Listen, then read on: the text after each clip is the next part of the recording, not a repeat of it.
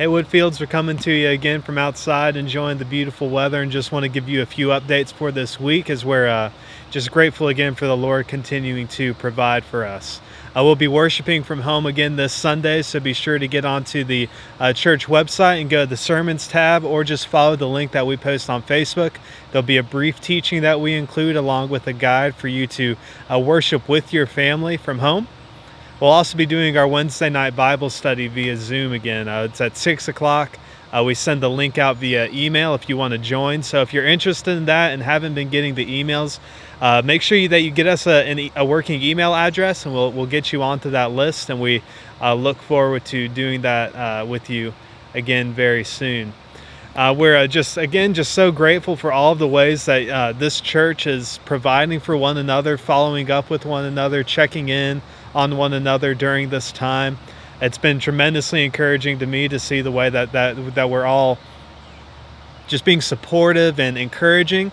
So I want to just pray that we would just continue to do that through this coming week, that we would just, as things begin to open up, as we begin to become restless, I just pray that we as a church would just continue to show love toward one another in a way that's only explainable through the shared purchase we have in the cross of Christ. So with that in mind, I just want to share a brief devotion with you this morning out of the book of James. Now, as we're going through this season, it's putting us under a lot of stress, from some of us not being able to see our friends and missing being able to go to school, to some of us missing being able to just go out and eat, being able to see our families, to some of us who are worried about our jobs, worried about loved ones who are vulnerable. It's an easy time for us to just feel a lot of weight and a lot of discouragement, and just a building level of anxiety and frustration and impatience. But what I want us to look at this morning is these words that James has to this church, and he's probably writing to the church of Jerusalem. And if anyone had a reason to be impatient, it was the people in Jerusalem. They were a minority, they were suffering, they were being persecuted. But James comes and reminds them that there is a day of justice coming, that the Lord is attentive to their needs, and that he's going to establish justice and righteousness and truth when Jesus Christ comes back. So then he says this: "Be patient, therefore, brothers, until the coming of the Lord.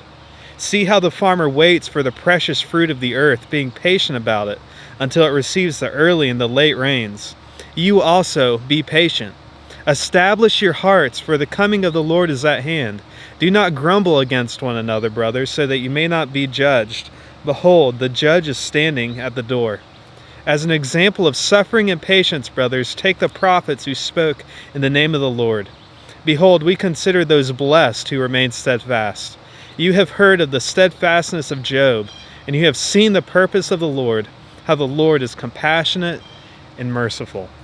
I just love how human James is there, where he says he knows that impatience can lead to grumbling, it can lead to frustration, it can lead to doubting God, but he points us to all those who have preceded us.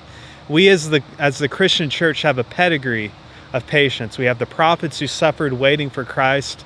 We had Job who suffered under injustice and suffering and pain, just asking, how is this going to work out? And yet we can look back on them and see that the Lord is faithful in all that he promised to those people, and he'll surely be faithful to us.